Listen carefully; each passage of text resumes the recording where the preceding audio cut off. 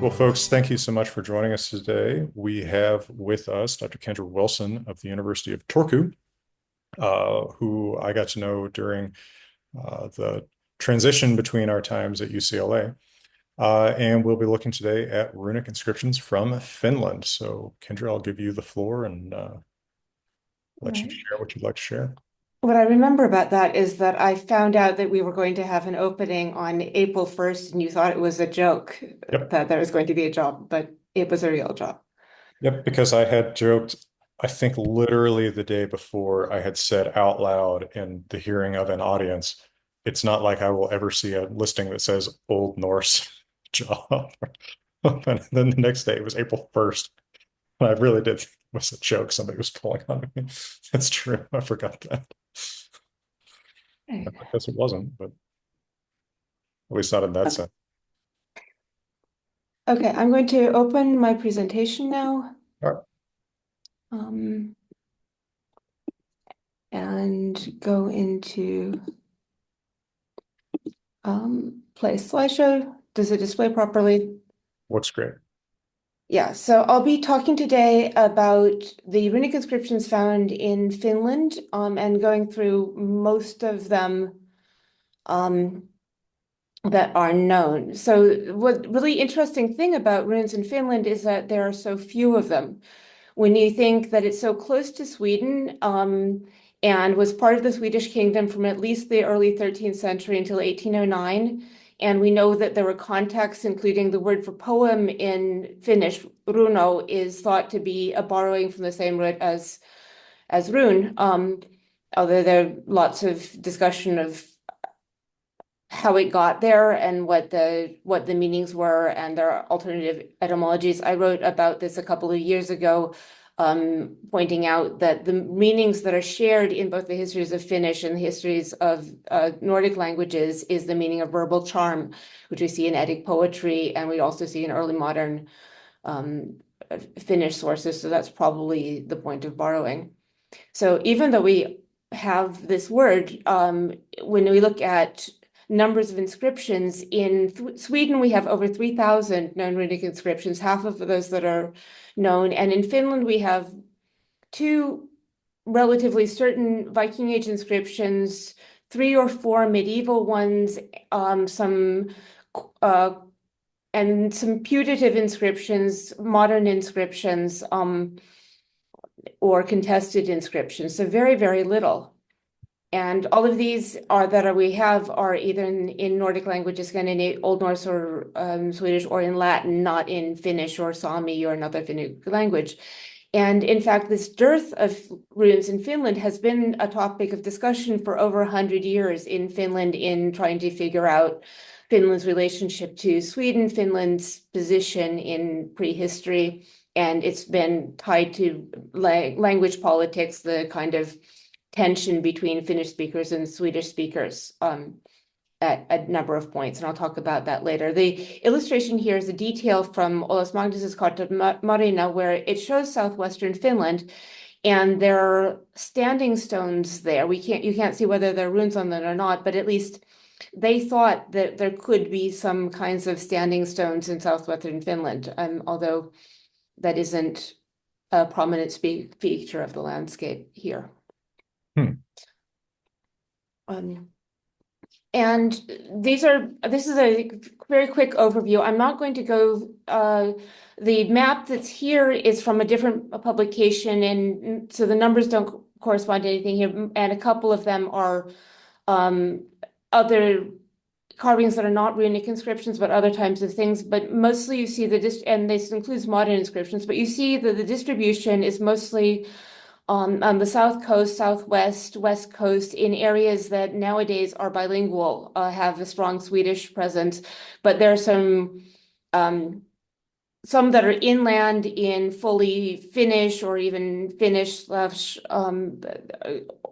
in earlier time Sami areas. So number 9 is Jagiellonian in Häme, where some coins were found. 11 is Mikkeli in eastern Finland, Savo, where a brooch was found. And number 10, way up on the northeast, is Kuusamo, where a coin was found with a possible inscription. So they're concentrate in coastal areas that are mostly Swedish, that are bilingual now, but they're distributed over other areas as well.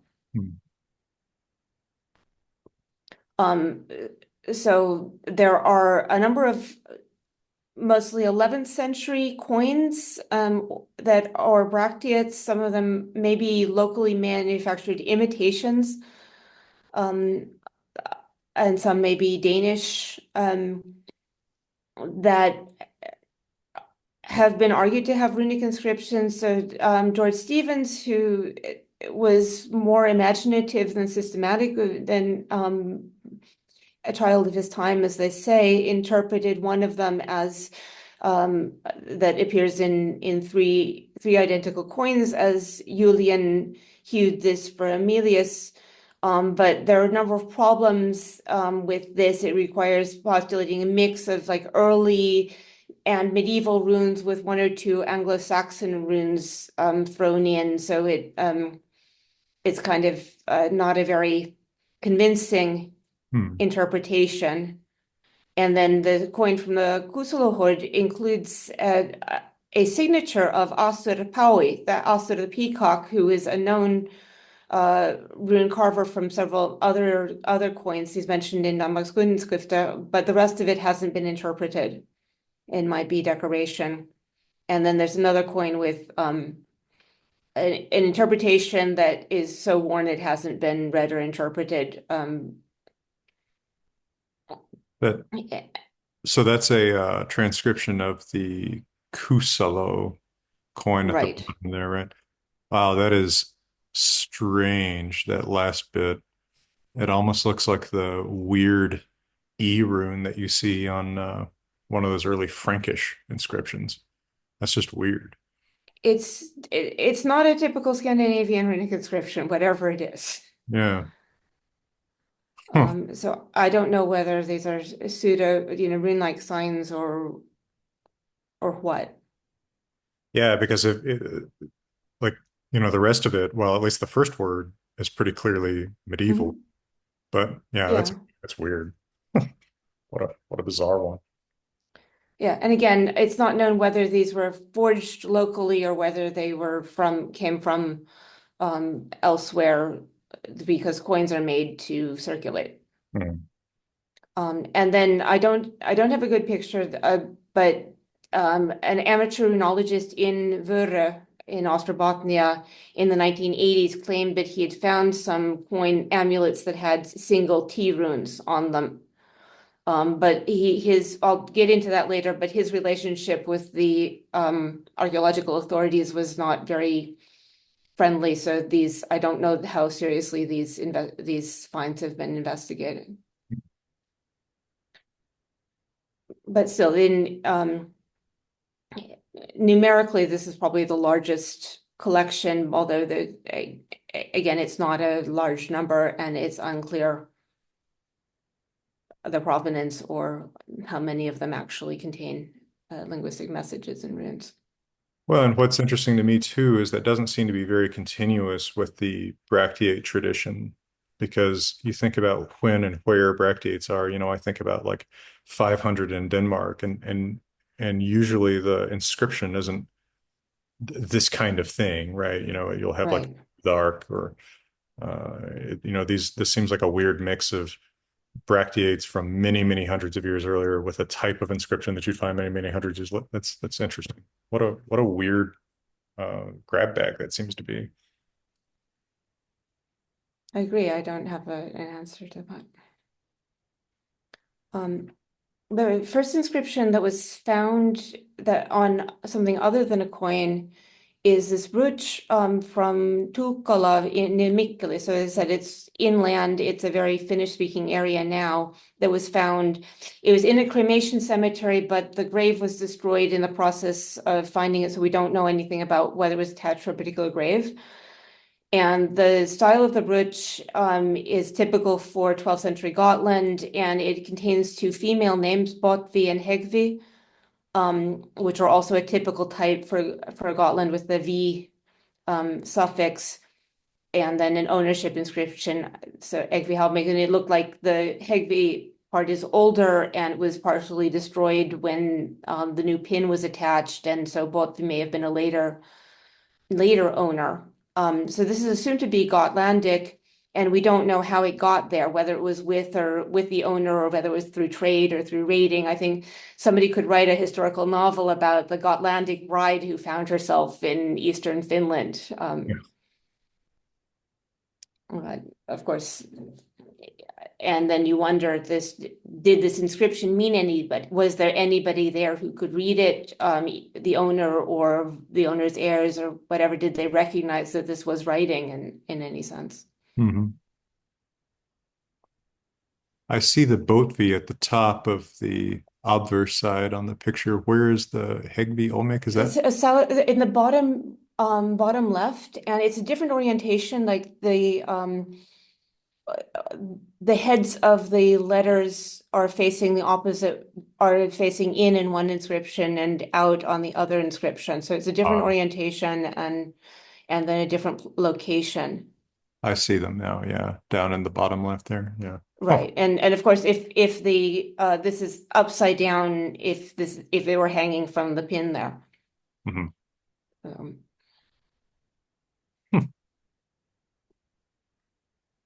Yeah, that is a long way from Gotland.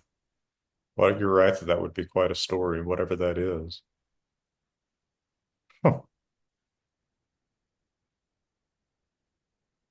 And then the first runestone or the only runestone that is, the people agree is Viking-Age, is actually a fragment that was found underwater in the Turku archipelago off a private dock in 1997. So again, quite recently. And it's a sandstone of a type that is found in different places, both in Sweden and Finland, but not in the immediate vicinity. As far as I know, it hasn't been chemically tested for provenance, but the majority view has been that this stone was probably ballast in a ship. They weren't able to find any other fragments like it, and that sort of surprised me, because I think that you have so little room in a ship that you would want to use it for valuable things rather than stones. But apparently that it was a thing to use stones as ballast. And it's carved in relief. The style is, if you look at Swedish comparanda, probably around 1100. And you've got two lines that are, you can see in the outer line, si, ra, the, ma. And then in the inner line going the opposite way, you have thor, fast. So again, you've got the two lines that are going in different directions, and people don't know which one came first. This is Magnus Källström's interpretation in most recently, this is probably in memory of Thorfastur, and then a challenge to the reader, like let one interpret, like in the Augusta stone, like may the one who is rune skilled, Rinsi, interpret these runes. It's a challenge to the carver.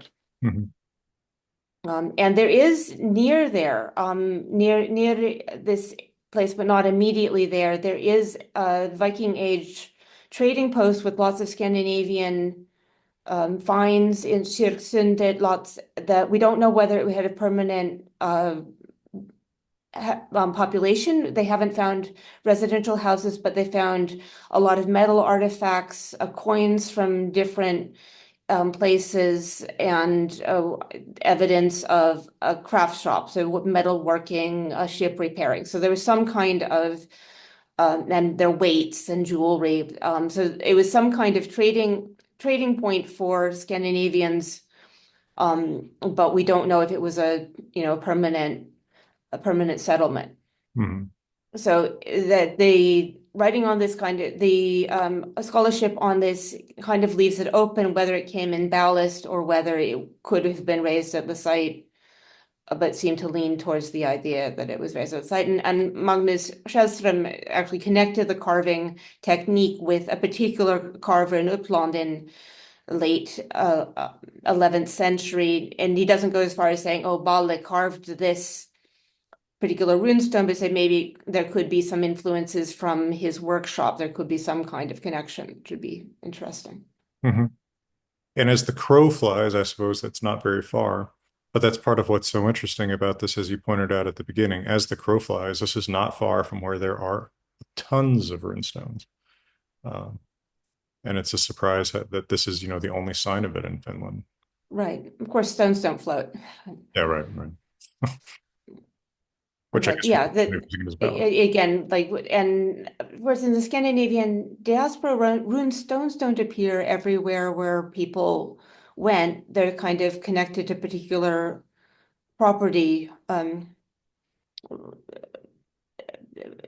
particular rituals or particular practices connected to property and inheritance, they think. And Birgit Sawyer had her article about the runestone boom as a crisis symptom. So maybe they didn't have a need to carve runestones elsewhere, but still runic inscriptions, graffiti, and such things appear in different places.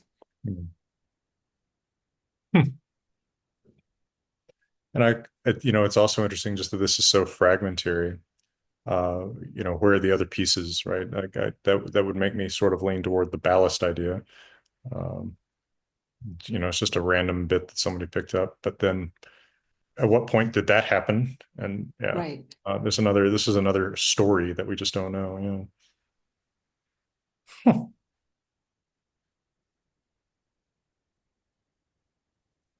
Not The next, go on.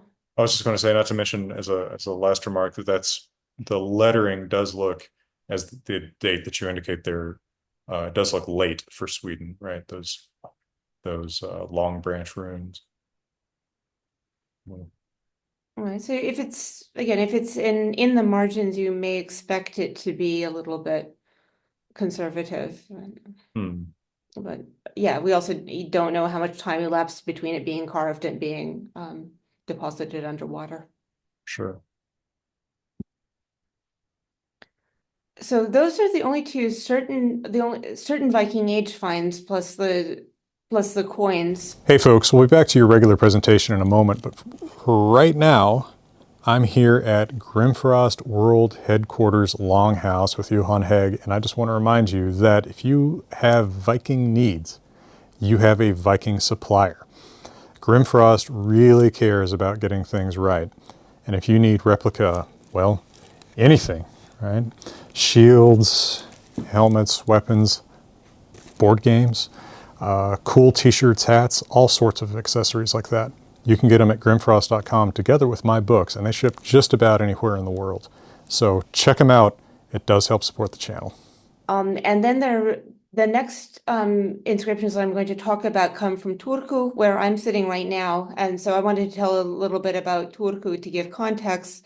So it's about to celebrate 800 years, although that the actual founding date is unknown. And the Finnish name comes from Old Russian Turku, Market Square. So the same, and whereas the Swedish name Åbo is river settlement. And this area in southwestern Finland has been inhabited, has been settled for at least 6,000 years. And so there's lots of archaeology from different periods, much older than the Iron Age. And it's known because the cathedral has been here since 1300. In the upper right-hand corner is how it looked earlier this week. Obviously, it didn't look like that in 1300. And it's going to be renovated next year. And this is not the first episcopal seat in Finland, but there were at least two before that that were known that are nearby. Korinen is, easy walk from the cathedral, and Nosian is the first that's known. But this was the main city in what is now Finland, or the main during the Swedish period of Swedish rule. It was a Hanseatic city, and so during the Middle Ages, we know that at least Middle German, Swedish, Latin, and Finnish were used. And the university, the Royal Academy of Turku, was founded in 1640 as the third university in Sweden after Uppsala and Tartu, now in Estonia. And then after most of the city of Turku burned in 1828, then the university was moved to Helsinki. So Helsinki University now says it was founded in 1640, but it was founded in Turku. And the universities that are in Turku now were founded 100 years later, a Swedish one and a Finnish one. But this is still a central place. So the finds I'm going to talk about in the next couple of slides from the academy site. So on the map, which superimposes kind of the boundaries of the medieval town on the modern map, you see the cathedral is circled in the upper right. And right below that, to southeast of the cathedral, is the academy building. Now, so that area is where the Turku Academy was, and then across the street, which is now Uudenmaankatu, across the street that goes south from northwest to southeast, then you have the Great Square, and it is in the picture in the lower left here, and that's where Christmas peace is declared every year. Noon on Christmas Eve, the mayor or somebody official comes out and declares, we now have sanctuary, please do not disturb the peace. And this is a ritual from the Middle Ages that's been preserved here. It's broadcast on the TV and radio and internet, and thousands of people go out to hear it every year. So this continues to be a central place, the Great Central Square. And then further downriver on the same side is the Aboavetus, where now there's an archaeological museum and a modern art museum built on top of the medieval ruins of, I believe, a monastery. So these are still very central places in the city. And in there are extensive excavations of the medieval city in the 80s and 90s, and they've only slowly gone through all of the things that were dug up, but this included some wooden pieces, lots of wooden drinking vessels, and 3 of them turned out to have runic inscriptions on the bottom. I believe that Alessandro Palumbo showed one of them when he appeared on this channel. Sure. That 2 of them are the beginning of the Ave Maria, Hail Mary prayer, with variable spelling, and different degrees of it. And then there's one that has a Roman big capital B, and then UAL, which Janne Harjula earlier interpreted as maybe Old Swedish word buller or bowl, or an abbreviation for Bene Valeri, but he and Alessandro Palumba sort of settled on the idea that's imperative, Bene Vale, live well. So these are Latin kind of prayers, and these are obviously everyday objects. They're not going to be imported. As far as I know, no dendrochronology or anything has been done on the tree, but you don't put something like this in a ship. You make it locally. Mhm. And they look to be the 14th or 15th century, and Harila connects this kind of vernacular literacy, vernacular magic that maybe think if you have a blessing on the um, vessel, then you won't get poisoned from it or Mhm. something. I think one of the most charming things about this to me too is the vernacular inspired spelling of the affricate in Grazia. Right? Yeah. This is sort of internalized Latin that people just hear every day. Which, There are different spellings of that word. It's sometimes in runic inscriptions from the Middle Ages. I think sometimes it's spelled with a T if they know how it's spelled in Latin. Sometimes it's spelled with an S. hmm, But yeah, it does sound like people were hearing Latin in the church more than learning it from the page. right, which is exactly what you'd expect. I think it's kind of a charming glimpse into just daily life. Yeah, very cool. And then after this, Harila also suggested that another find, a comb, that was also from the academy, the old university site, and from slightly later excavations, 1908, that this symbol could be seen as a bind rune for Ave. Hmm. And another Ave Maria inscription, so another kind of protection. I'm not entirely convinced of this one. I think that if you didn't have the clearer examples of runic inscriptions on the stave vessels, you would see this as maybe an owner's mark, maybe um, some other type of carving. The fact that we do have Ave as ligatures on the stave vessels makes it more likely that it is actually an inscription, but it's not as obviously so as the previous. Yeah, it's not perfectly clear that that's deliberate, although it does look pretty deliberate. But yeah, I mean, isn't that a huge challenge with runology all the time? Is you sometimes you have these really difficult to read inscriptions, and you actually have to ask, is this writing? Uh, Right. yeah. Hmm. Right. And yeah, so again, if it actually is an Ave Maria, at least the content fits with what we know was also going on in Turku at the same time. Hmm.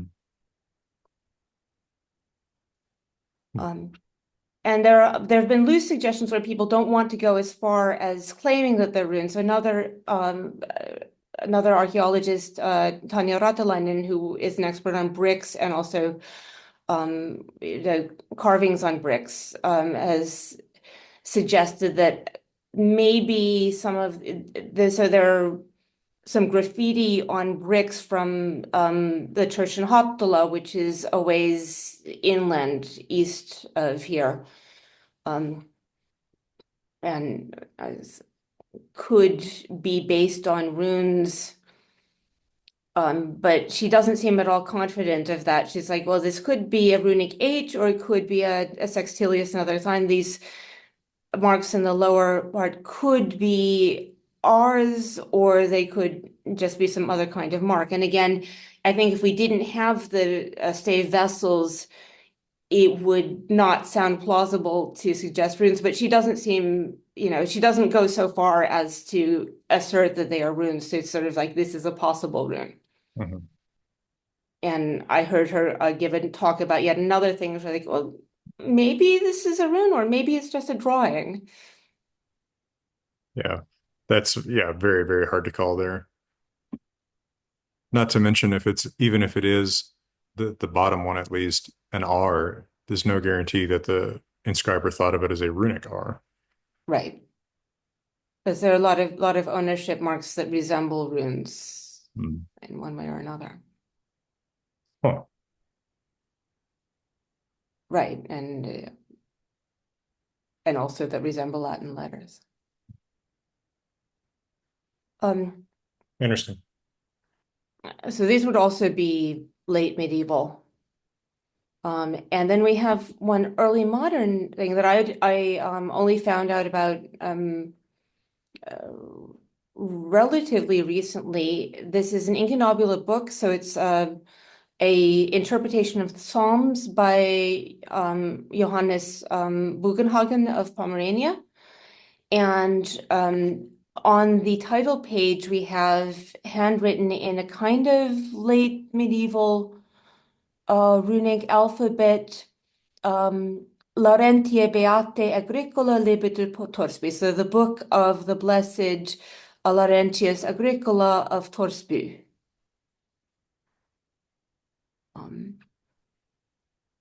Wow. So we have a terminus antequem or postquem, Right. and that's a very seems like a pretty late home use of runes like that. I was listening to a webinar from Uppsala on Thursday about Dalarna runes and post-medieval runes, and there was an example of a 16th century pastor in Denmark writing in runes. So it happens, but it does seem very late. Um, and the historian Simo Hiittinen has argued that this Laurentius Agricola is actually a pseudonym of Mikael Agricola. We only know the name Laurentius Agricola from one other letter, but in the folder where this book was kept, there's a handwritten note from the 19th century saying, i.e. Mikael Agricola, who was the translator of the New Testament into Finnish, is considered the father of the Finnish literary language. And probably Agricola didn't write it himself because he wouldn't have called himself Beatus. So it was probably by a later owner, and we know a few of the Heinonen has written in about a few of the owners. So we know a couple of one one person who owned it in the late 16th century, so that he could have written it. But as far as I know, this is the only such example we have from Finland, but it's striking that it's right there in the kind of the core of the Reformation. Right. What an unusual time. I mean, in spite of the fact that, as you said, there's some other uses at the time, it does seem really late. Oh, And obviously there's handwriting on this title page in Latin letters too. So why did they choose runes for that? If, we have the Bartoli Erike and I mean, I guess we all do things for decoration sometimes too, or just because it seems cool at the moment. So someone who had just been studying runes for whatever reason just felt like it was a cool touch. Yeah, who knows? There's no real reason to hide the message, it seems to me. no. Yeah. If something's previously owned by somebody famous, you Yeah. want people to know that. Åland is especially interesting case because Åland in the early Viking Age was very centrally connected to Swedish trade networks. It was very rich. And then in the late Viking Age, there's a period where we have no coins, very few artifacts, and it looks like there was enough disruption that all of the place names, the property boundaries and so forth that we have now are medieval and later. And so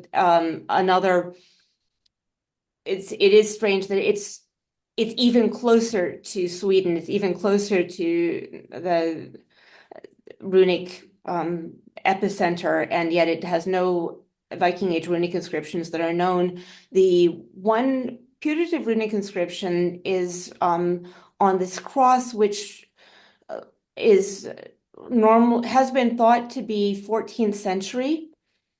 And then on the tops of the arms, this picture isn't a good picture. It only shows the middle arm, but on the tops of the arms there are symbols that could be seen as runes. And the kind of the state archaeologist, the provincial archaeologist of Åland for a very long time, Mats Dreyer, concocted his whole theory according to which this was a monument to Bishop Unni, so the Uini, and then E is somehow for Episcopalis or something like that, in a Sanctus, who died, according to Adam of Bremen, died in Birka in 936, and that the Birka was not on Birka in Mälardalen, but in Åland, and therefore Åland is a very central place in the history of Christianity in Scandinavia. And that just as background for anyone who's not aware of that, there is some dispute about whether Björku, which is usually identified as medieval Birka, is medieval Birka, with other people placing it elsewhere. In the comments, Julie just wanted to ask how big this item is. I think it's a few, maybe a meter or so tall. Okay. Kate Palmer says it's about 60 centimeters tall. Okay. So, okay. Yeah, so it's not huge, but it's bigger than the Hittite fragment. Hmm. And I see there you have a note about a lost runestone from Shukar. That was something else that Kate, who thought she wasn't going to be here, but was asking about, some rumored runestones there. Yeah, so there's also a really interesting article, but basically there are early modern attestations of some migratory legends about wizards who bind trolls into swamps using runes that are localized in Åland. And Dreyer went out and he looked for these runestones, or he followed there was another legend about a Viking ship, and the local people showed him, oh yeah, we think this is what it is, and it was natural weathering, kind of like Runemo with Vinnar Magnusson. He couldn't find the the rune in the swamp, and that is mentioned in the early modern account about the wizard using runes to bind the swamp troll. But still, he's like, but still, it has the ring of truth. There must have been a runestone there. And he's not taking any kind of, and then he tried to collect other legends, and he's like, oh, there's a legend about a mermaid. Maybe that's the continuation of the legend about the swamp. So it's interesting kind of folklore, and on the one hand, he's recognizing that these are migratory legends, but on the other hand, he wants to see the kind of the accumulated weight of all these stories about lost runestones as indications that there must have been runestones. Uh-huh. Yeah, that's a little loose, but hmm.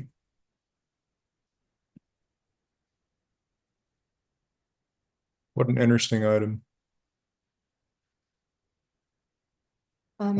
Kate says she also read the last thing I read is that the two rumored runestones on Shikar was that they may have been sunk in a lake. There's a swamp. The swampy area is where the troll was supposed to be, and that the runestone kind of, as long as the runestone is there, then he's kind of stuck in the swamp, Hmm. is what the story says. Oh, Kate says she's on Olan now, so she was just Okay. looking for insights and where they could be if they existed. But I guess in a swamp. Yeah, I think it's called. Yeah, I forget the name of it. It's a tresk of some. I forget the prefix of it. But it's a place name that ends with tresk. But the article is from 1945.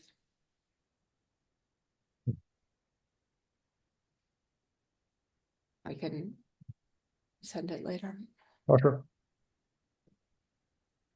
And then we do have runic calendar sticks, which most runologists don't consider to be real runic inscriptions because the runes are not used as letters, but as calendric symbols. So you sort of repeat the beginning of the alphabet as for the days of the week, as you see here. And the earliest ones are in Finland are thought to be of the Upplandic type. So this is not a runes used as an alphabet, but it's a a Reformation and early modern tradition that kind of was killed by the switch to the Gregorian calendar, and the way it folded out in the north, and then printed almanacs became available. So would this be an item kept at a home or in a church? What would be the context of? I think that they were kept in people's homes. Just they were calendars. You'd use it to figure out when to have feast days and when to plant and reap and so forth. So some of the symbols represent if we have the lower row are the days of the week, represented just by the beginnings of the rune row, and then the things on the upper side, some of them represent saints and some of them represent agricultural events, and you follow the sequence of the lunar sequence in making the correlations as to when is Easter going to be and when are the feast days going to be.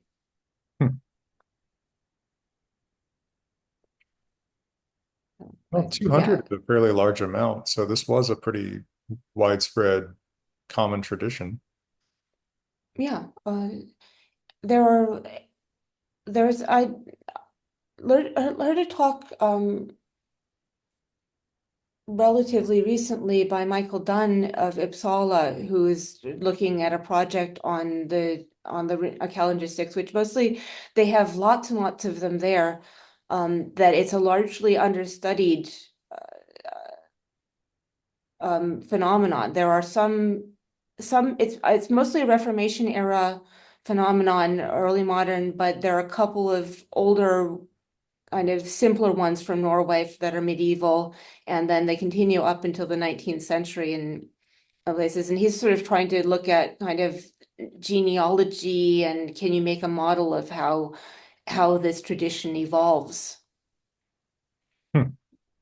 Yeah, I've never seen these just described in any great detail. Usually, you in the surveys of runes, these are on the last page, there's a picture of one, and it's like, here's a weird looking thing from late, and no explanation of how it works. But it would be interesting you said Michael Dunn, right? Yeah, Michael Dunn in Uppsala. Actually, one of the person who wrote the first overview of runes in Finnish, Heikki Oja, is a retired astronomer who worked at the almanac office in Helsinki, with calendars and so forth. And he got really interested in the runic staffs there and learned how to read them and made replicas of them, and then went on after he retired to write a book that it's unusual as an introduction to runes in that it has a very long chapter about the calendar sticks and how they work. Oh, cool. Which again, most neurologists say, oh, that's not real rune. Right. Well, but it's still an interesting tradition. Yeah. Okay, interesting.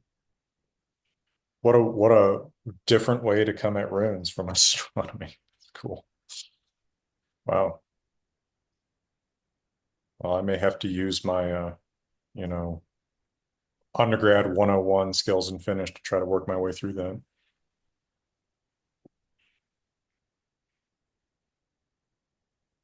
And then we mentioned this earlier in relation to the bricks, that there are ownership marks that resemble runes, and there's been a long debate about what the relationship is made. So a lot of places, people especially would carve some kind of symbol to show that they owned something.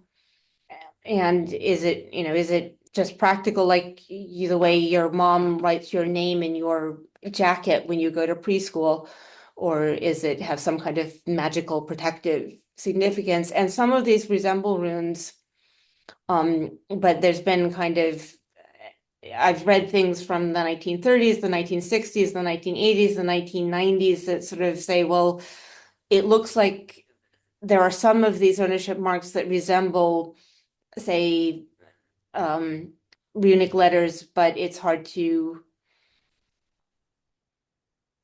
prove or disprove the connection.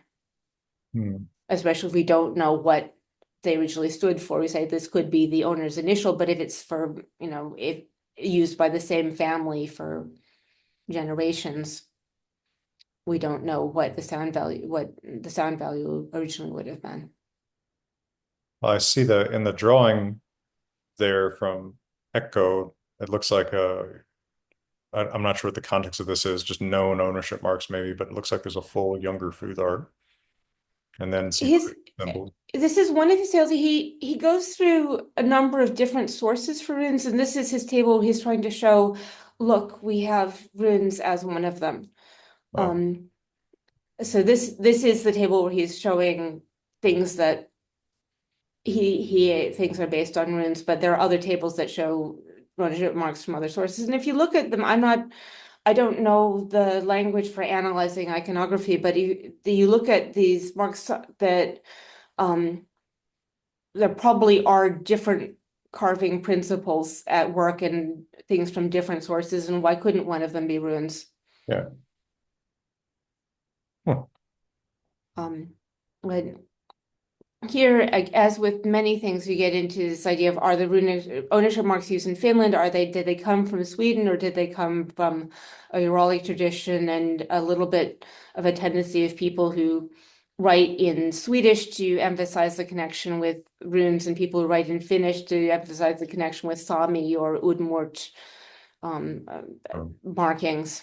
But Echo is writing in Finnish, and he likes the idea that many of them are based on runes, at least in southwestern Finland. Well, but I mean, in principle, you can imagine ownership marks having multiple different sources, right? Just depending on the taste.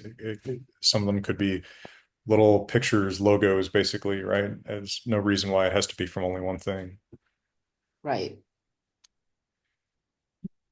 And there's as with there's not really a scientific literature on this. The books about these are written by people who are enthusiastic amateurs for the most part.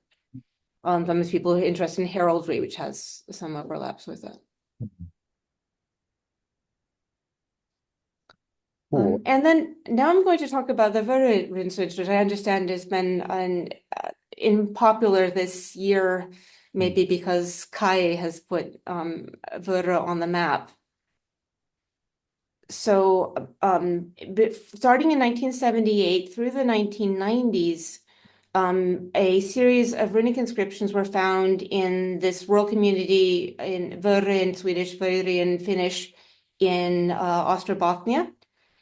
And there was this huge debate, especially in the early 1980s, about their age and authenticity that developed into a full crisis where you had different authorities pronouncing them old and young. The majority view among runologists and archaeologists was that they were young, but there were some people with academic credentials who argued for their age. Evert Salberger was the most prominent among these, and it became such a huge topic issue that communication broke down. Some of the local amateur archaeologists stopped reporting their finds to the National Board of Antiquities, and the National Board of Antiquities stopped investigating them. The locals founded their own archaeological society, and with its own journal, Studio Archaeologica Ostrobotniensia, and so forth. And there were just a lot of very bad feelings on both sides, which ended up in a kind of a stalemate. So after the mid 80s, kind of, I think most people in the academic establishment in southern Finland regard these as modern inscriptions, but the local historiography in Ostrobothnia treats them, and that includes like daily newspapers like Vasabladet, treats them as Viking-Age. It's some parallels to the Kensington debate in the US, where it kind of, you had people choosing sides on kind of subculture basis, that we had a lot of different dimensions, where it's Swedish versus Finnish speakers, Finnish versus Ostrobothnia versus Helsinki, Turku, Sweden versus Finland, and then, academic versus non-academic and so forth, that it became just totally wrapped up in identity politics. And so hot to handle that basically people stopped working on these inscriptions at all after a while. Mhm. But they tell still stories about the debate. In September and October 2025, I am once again offering Zoom classes. You can take Intro to Runic Studies, which is an academically oriented course on the history of the runic alphabets and their diversity of form. So we will be learning pretty much everything that you need to know to start really seriously researching runes and following current journals and research about runes. There will also be a more creatively oriented class called Reading and Writing Runes that I'll do on Zoom in January and February 2026, so watch out for announcements about that. You can also join my in-progress Norse mythology classes. We still need to read the heroic poems of the Poetic Edda in detail, and my in-progress Old Norse reading club, in which we are about a third of the way through reading the saga of Gisli Sorsson in its entirety. So check those out on Eventbrite if you're interested. And now back to your regular. So the first one that was found in 1978, which is also depicted here, I think is a very special place. The cliff face is vertical there, slightly undercut. It's an interesting formation, and it's been read either as Aft Jonund, in memory of Jonundur, or Aft Sunund, in memory of the capable sun. This third rune is shorter than the other runes. And it's slightly bent at the top, so you could look at it as either an eye that doesn't go all the way down or a short twig S. The rock surface is kind of rough there. So I don't know that this name Jonundur is found anywhere else. Jörundur, of course, is a Norse name with an R. And then if it's after the capable sun, why didn't they have the accusative ending on the adjective, and why didn't they give the name of the sun? So the second interpretation, in memory of the capable sun, that's what Salberger eventually settled on, and what is in the documentation at the site, the sign on the roof that protects it from weathering. But in the vernacular there, it's known as Jonund. So the names that appear in these, or have been said to appear in these, have been taken up as the names of the inscriptions. Jonund became a household word in Ostrobothnia, and you see there's a picture of a boat there. And there, this was my picture. It's not very clear, but you have both a short twig T and a long branch T there. And again, if this is an S, it's a short twig S. Interesting, the mixture. I mean, you sometimes see that very late, although not really with T, right? You see the long twig versus the short twig versions of vowels meaning slightly different things, but I've never seen the T done that way. So, yeah, interesting. There was one fanciful suggestion that the last rune isn't actually T, but it's an arrow pointing to heaven. Oh, okay, well, that's cool. But, huh? Yeah, but as you anyway, point, so it doesn't look to me like a typical Viking-Age inscription, but the place feels special. It feels distinctive. Mm-hmm. And I can imagine the memorial, like there's a tree growing above it. I can imagine somebody, wanting to make a memorial there, whenever they were doing it. Yes, the fine place seems normal-ish enough, but as you point out, both those interpretations have oddness either way. Yeah. Huh. And then, so that was found in 1978, and there was just a lot of debate around it, and again, that the very colorful language that in the runologist from Sweden came to Vörå, and he killed Yunnan by saying that he thought this was modern, and everybody was really angry and so forth. And then in 1982, they found a second inscription. So Uno Fors, who will have found all of the other inscriptions in Vörå that we'll talk about from now on, and his wife and their friend Erik Svens said that they found this longer inscription on a walk on the 18th of August, 1982. And in a book from 1983 by Ralph Norman about this, each of them tells his or her account of this amazing discovery and quotes the different lines. It's interesting as folklore. Although in much later, Svens wrote to a letter to the National Heritage Board suggesting that this had been staged, that the forces already knew about the inscription and kind of had arranged for him to discover it. And when I was there, the mosquitoes were so terrible that I wasn't really motivated to spend a lot of time looking at the rune forms in detail. But this also is a memorial inscription after his son, who died far away in the east. Egil, the father, carved the runes, God help his soul. So the Christian message and some unusual things. You have a barred L, which is, or a dotted L, which is very strange, and they're very unusual. We don't know what that would have meant. I mean, in some modern Swedish dialects, there's a distinction between a front L and a dark back L, but this wouldn't be a good situation for, you wouldn't expect a back L after in Egil. Mhm. And then there are no vowels there in Egil or father in the second syllables. So there are a number of unusual features here, and also kind of a mixture of rune forms, but individually there are parallels to, like, there are some other inscriptions where there is no I in father in the second syllable.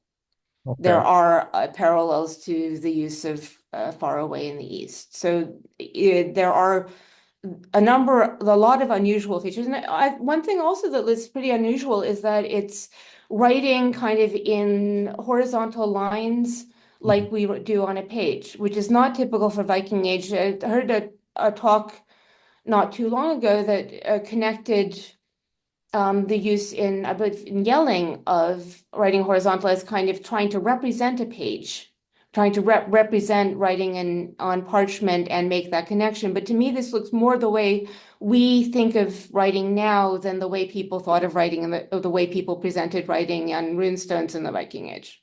Right. And I think that's one of the things that, uh, not to say out and out because I haven't looked at this, that it's a forgery. But one thing I think about with forgeries, like the Kensington runestone, is that that's just something that modern people don't necessarily think about. That's just what text looks like to us. Right. But so I mean, you mentioned the language there, Fjari, Australado. I recognize those exact words from something, one of the Ingvar runestones, I think. But Yeah. but one other thing that I'm noticing is the lack of H at Yelpi Ants, right? The only other Yeah. stone that immediately leaps to mind where the H's are dropped is Sparlosa, Okay. right? I mean, do you know of other stones where the H or initial H's left out? It's just not something I think of as being a typical Viking Age. No. Great. Later on, there are dialects where that happens. Is it Gotlandic Maybe Gotlandic, but just in runestones, I mean, because yeah, Sparless is sort of known for that, right. but it's not common, if even attested elsewhere, at least not in Sweden, I don't think. But yeah, but in modern, of course, in modern dialects, yeah, it happens, but you don't really see it in Right. runic inscriptions. Yeah. That's a good point. I don't offhand remember any other examples from the Viking Age. And also in Australa, it looks like you have a dot below the L. Is that something different? The a dot is means it's uncertain reading. Oh, okay. All right. Huh. Um, yeah. And then the third runestone, I don't have a good picture of it and I haven't seen it myself. That was found it was found a few months in later, supposedly found by Unifors in November 1982, but he only announced that the find in July 1983 after there had been a big conference in June 1983 with a lot of runologists and archaeologists on site who could have gone and looked at it. Oh, he waits until after the conference to announce it because his relationship with the authorities is getting difficult. Hmm. And this one's called the Anunderstone. So on it here you see if this is Anundr, the name that whoever it is knows that you don't need to write a homoorganic nasal before the litteristörin or efter Ulfsson sin Gud hjälpi and so and there you do have the H. Mm-hmm. Hmm. Are how I can't tell from anything from the picture about how it looks on the stone. Is this in lines or is this arranged differently? How's I the think this one is more of a serpent okay? style. I mean, Um, in just intuitively looking at the way that things are spelled, it looks realer. yeah. I mean, as you point out, the lack of the N before the home organic consonant and just the spelling in general. This, if I had to choose between the two, the last one and this one, I would say, oh, this one looks realer. But of course, I don't see what it actually looks like. Yeah. Um, I was unable to find it Hmm. when I went. I'll get in a moment to sort of what the place look like now, but I was unable to find this stone. I wandered in circles. I couldn't Huh. see it. Interesting. Um, and there's a fourth stone that Uno Force when he was doing doing farm work. He was a farmer and exploding something to make fields and found a runestone that was then blown into fragments. And this one is preserved in the Museum of Ostrobothnia. Um, or most of it, one of the fragments was lost, and it's been interpreted as by name, so Birdbjörn, Brianti Björn, and then another signet carver, Ulver carved. Hmm. Okay. Um, Interesting. it's hard to see on the picture because it's broken. Hmm. Hmm.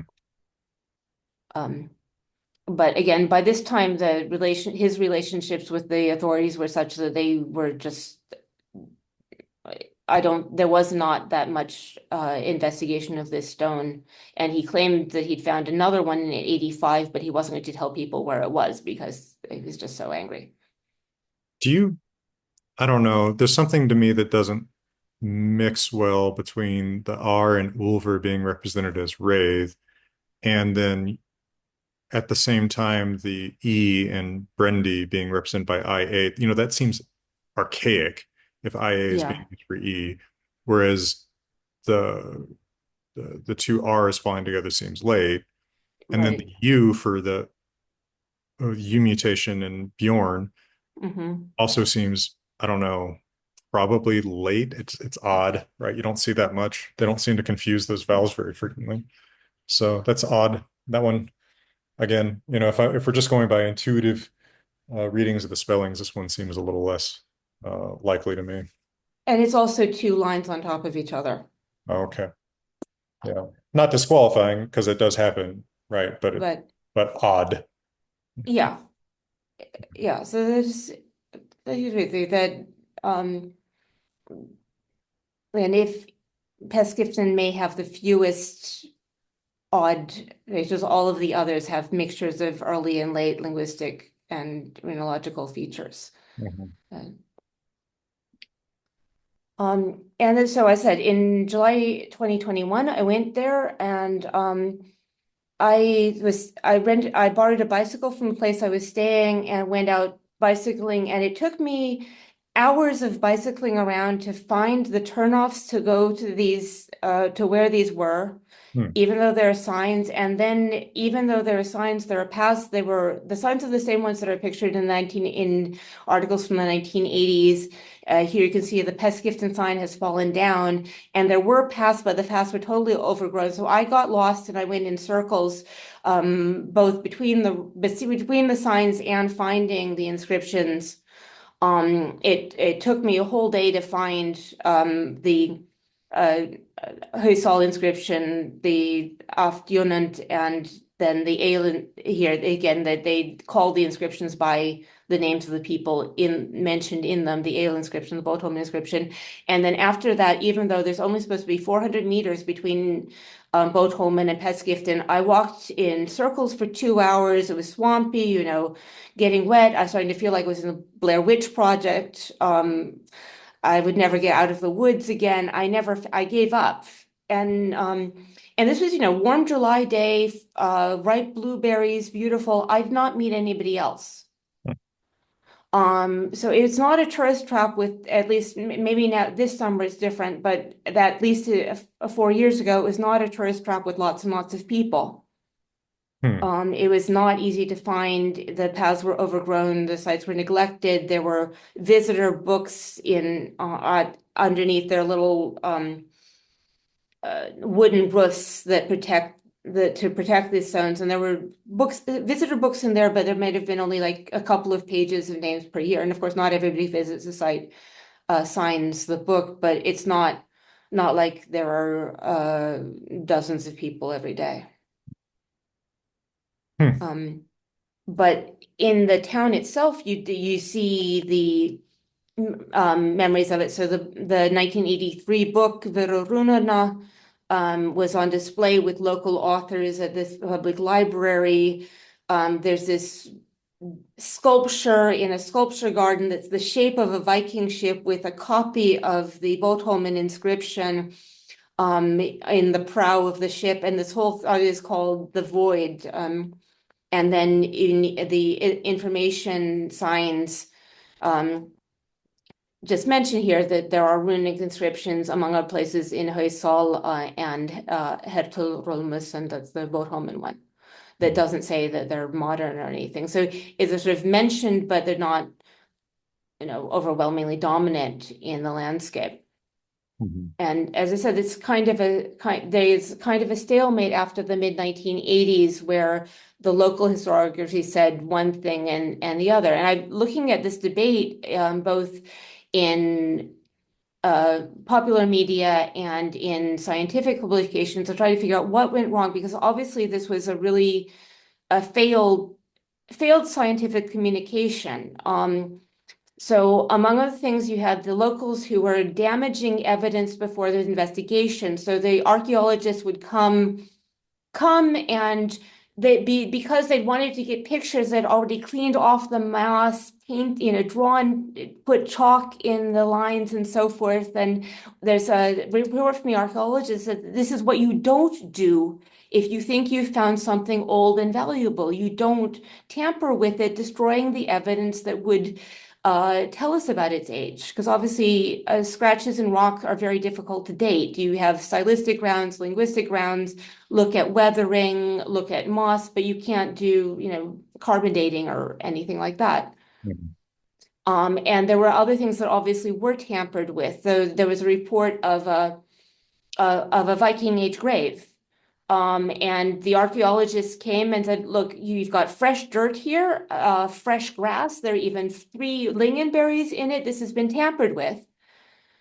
And she was in a hurry. She had to get back to Helsinki. She said, can I leave this now and come back and finish my excavation later when I have more time? I said, don't do that, because the people will tamper with it, because they really want to, people cared so much about it. We will like plant artifacts, they will do things. So that's a crime, and there was article now, at least, there's an article in the paper yesterday saying that an Iron Age grave near Turku had been disturbed during the summer, and this was being investigated as a crime. But so the archaeologists felt like they were not allowed to do their work in peace. Mhm. And the local people felt like they were being written out of their own history. And they, of course, runologists are a community of practice, which means that they're what they say is not always oh, transparent to other outsiders. And it was confusing when you had different experts saying different things. And this Salberger was functioning in some ways as a merchant of doubt. So if people say this is unusual, they say, oh, but there's a parallel here. This is unusual, there's a parallel here. So sort of trying to keep open the possibility that it was old. And he was from Gothenburg. He was I think considered to be, he's a serious scholar as a runologist, as an onomasticist. But he was never famous in Sweden the way he became famous in Vörå for, defending the idea that they were old. Mhm. And then you also had very strong personalities. This is a tiny community. I went through the graveyard. You see the same surnames all over the graveyard, different places, and those are the same names as the names of the farms that you're passing on the road. It's an old ingrown community. So if you say this is a modern inscription, it's interpreted as you're accusing me or my father or my uncle of forgery, and people didn't like that. Right, right. And then again, sometimes they felt that it was not taken serious, that they were not taken seriously, that there were runologists who said this is obviously modern without actually visiting the site, or who visited the site but then didn't write an article. They are only quoted in the local paper, that it wasn't taken seriously enough. Mhm. And it was in a context, I mean, even today we're figuring out how to work with amateurs, how to harvest the energy and just enthusiasm that amateurs bring, metal detectorists and others, but not have things damaged Right. Well, before they can be studied. it is a difficult question, right? Because you want that interest, you want the local community to be invested. But this is a case where the local community, in a lot of instances, has been invested in one answer. They're not invested in the question. Right. But if And that has, yeah, and that has a background then in this language politics. So Finland, of course, is officially a bilingual country. Officially, Finnish and Swedish have equal status since 1860. Before that, Swedish was the administrative language, but Swedish speakers as a fraction of the population have been shrinking. So 100 years ago it was 20%, now it's under 6%. And so they felt very defensive that their role in the history has been written out. And then there were kind of accidents of historiography. There was a recent dissertation from Åbo Academy about this, that after the Second World War, people started writing regional histories, and kind of the Finnish volume that was the history of Bothnia was published in 1950, and it focused on all the Finnish-speaking areas. And then the Swedish Ostrobothnian history wasn't published until 1977.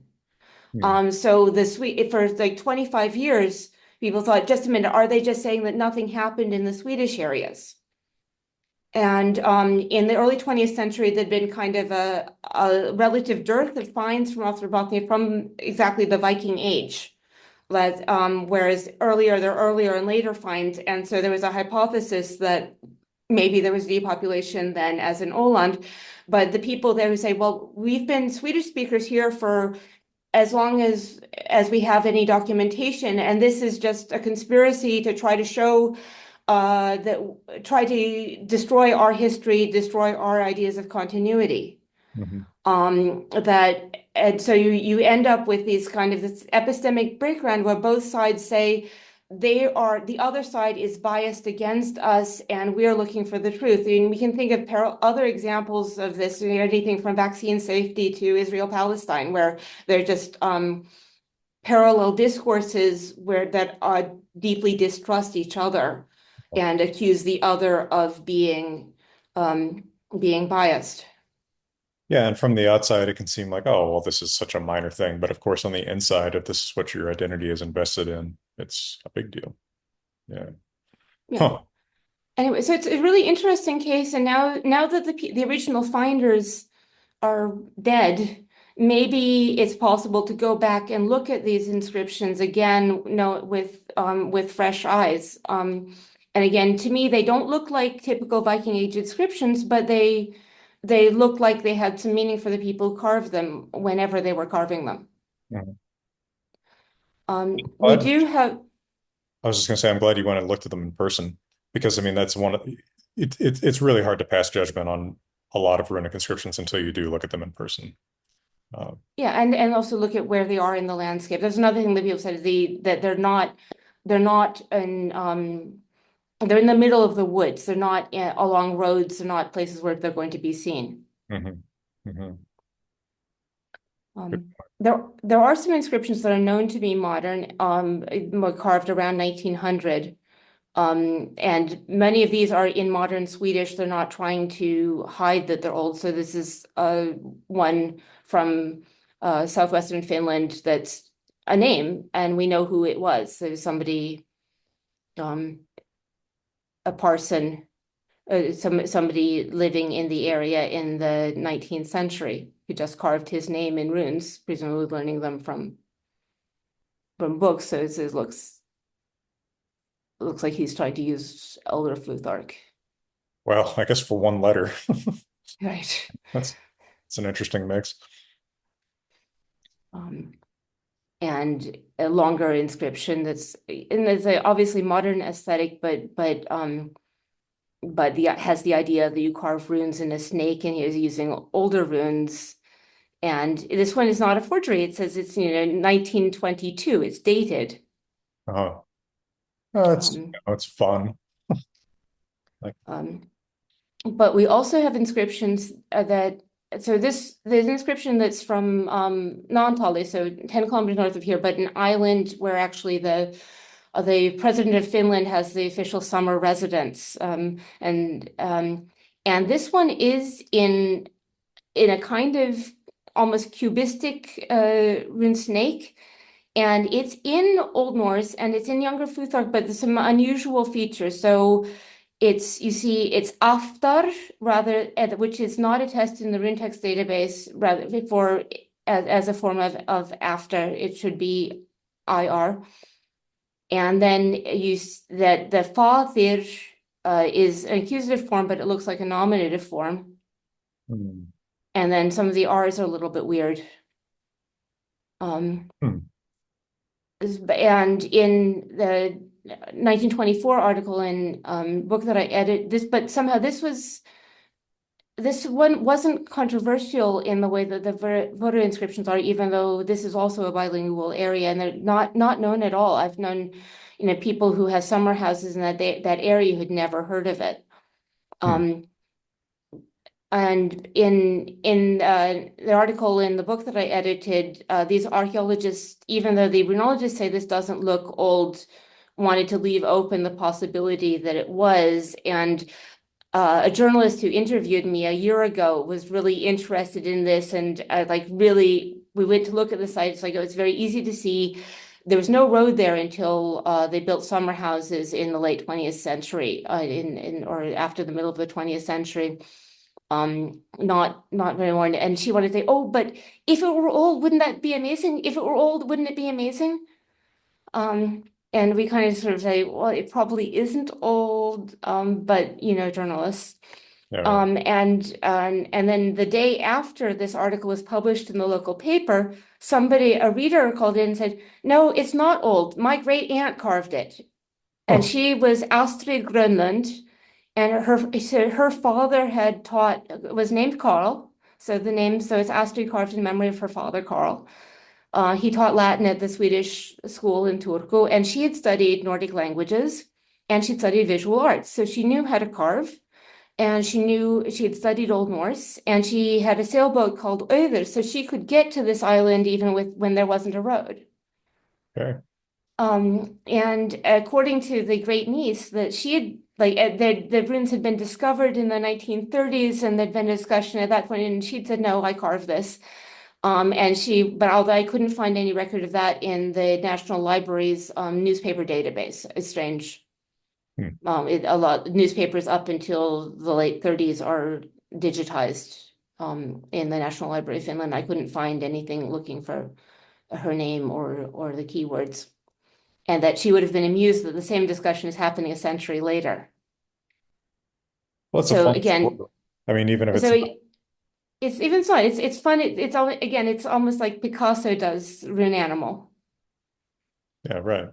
But so clearly we have some kind of, learned influence, use of runes by Finland Swedes in late 19th, early 20th century, probably Romanticism and so forth, but they're not necessarily forgeries. I had a student carve a runestone as a course project for me.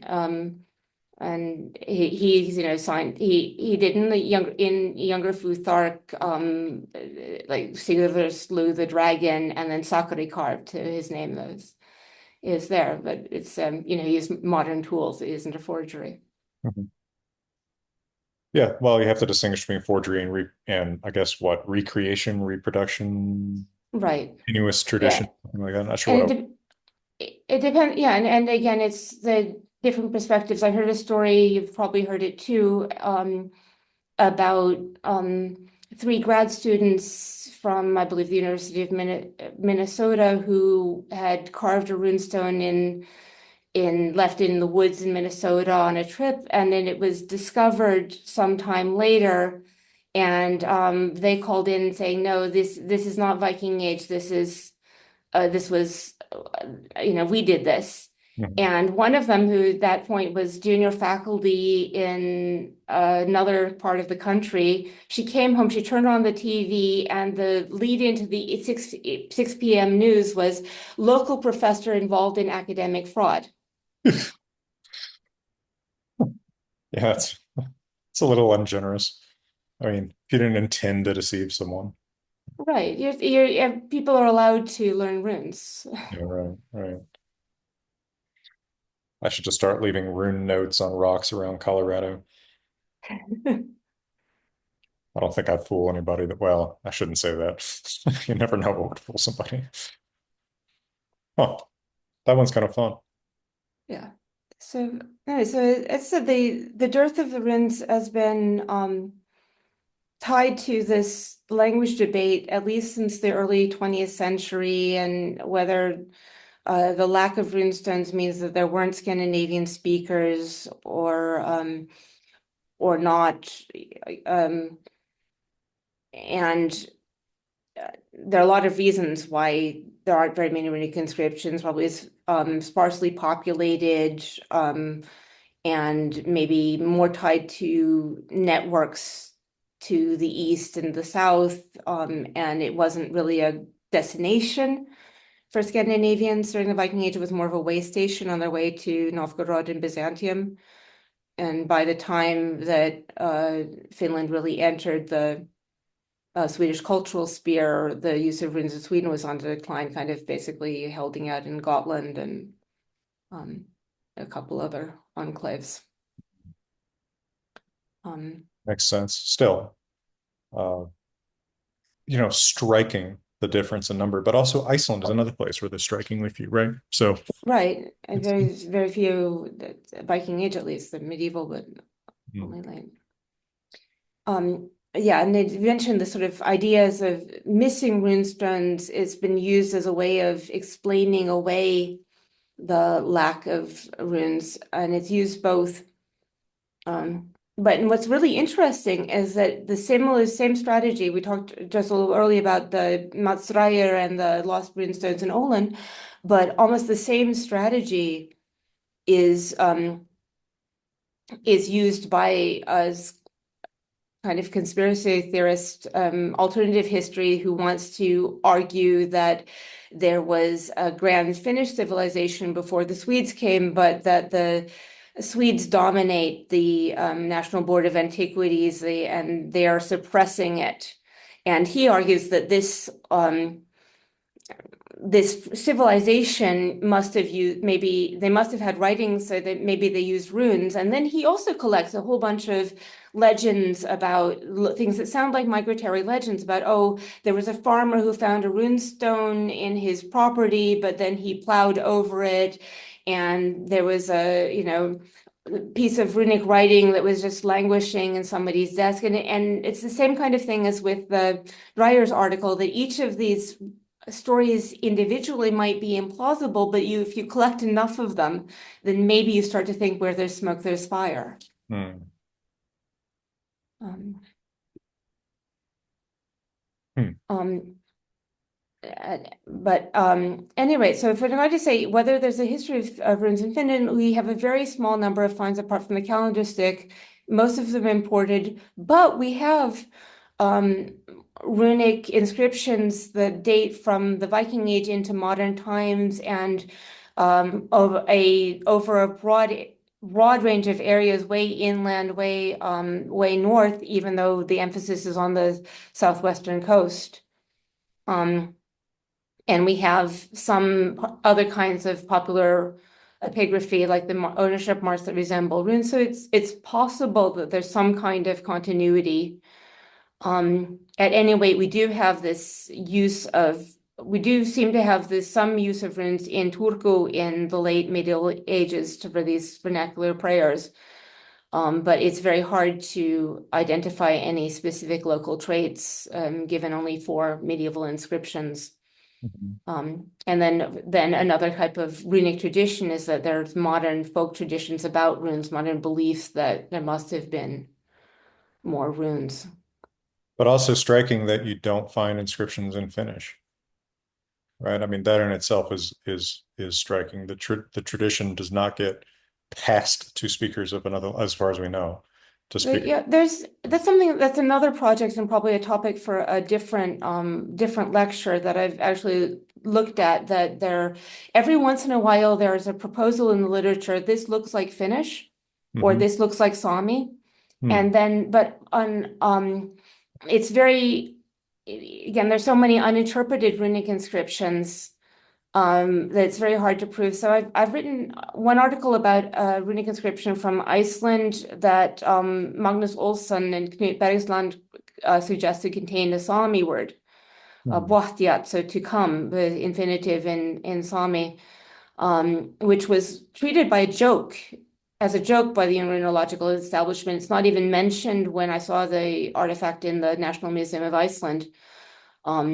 Although the interpretation that's accepted involves an emendation, but then it turns out to be a little bit anachronistic, because they're looking at diphthongs and consonant form gradation forms that are later than the Middle Ages, but or later than the 12th century, what this is. So, but of course, in the 1940s, the people didn't have a very good sense of the history of the Sami languages. And then I've also written about an inscription from Denmark, migration period inscription, that Elmer Antonsen tentatively suggested might contain the name Ahti, which is known as a sea god, or another name for Lemminkainen in the Kalevala. Hmm. And that's really interesting. But there are different etymologies for that name. The etymology is disputed, so we don't know what it would have looked like in the migration period.